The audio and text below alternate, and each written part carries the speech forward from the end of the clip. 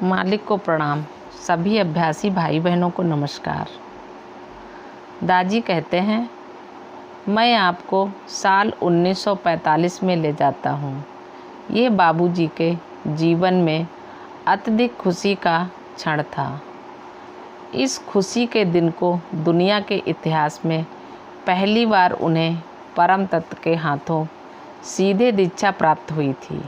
ऐसा पहले कभी भी नहीं हुआ था। वे पहले इंसान थे जिन्हें सीधे ईश्वर के हाथों दीक्षा प्राप्त हुई थी। दिव्य लोक में सभी संतों ने इसका श्रेय महान लालाजी महाराज को दिया।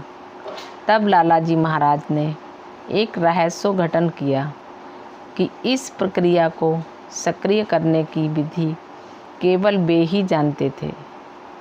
तब हमारे मन में ये सवाल उठता है, अगर ऐसी स्थिति थी तो लालाजी महाराज ने इस स्थिति का लाभ उठाते हुए ईश्वर या परमात्मा से स्वयं सीधे दीक्षा प्राप्त क्यों नहीं की।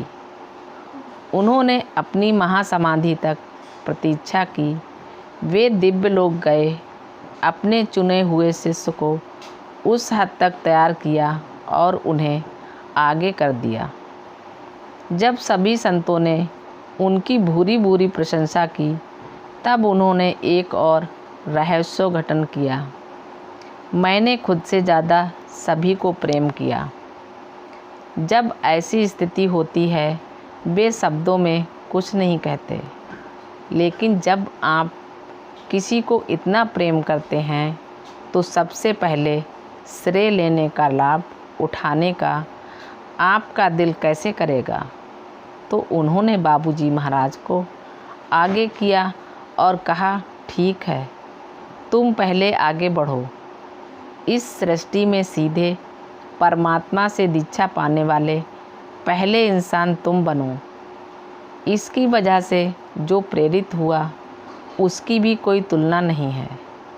स्वामी विवेकानंद खुशी से झूम उठे। उन्होंने समर्पण करते हुए कहा, मैं तुम्हारे गुरु के साथ तथा कई और संतों के साथ तुम्हारे सामने नमन करता हूँ। उन्होंने ऐसा बाबूजी महाराज से कहा। उनकी दशा की कल्पना कीजिए जब उनके गुरु स्वामी विवेकानंद तथा राधा रानी के साथ और कई संतों ने कहा, हमें अपने शिष्यों के रूप में स्वीकार करें। हमारी परंपरा इतनी उत्कृष्ट है, हमारे सभी मालिक इतने महान हैं। इस महान संस्था के सदस्य बनने के लिए हमारी कुछ तो पात्रता होगी।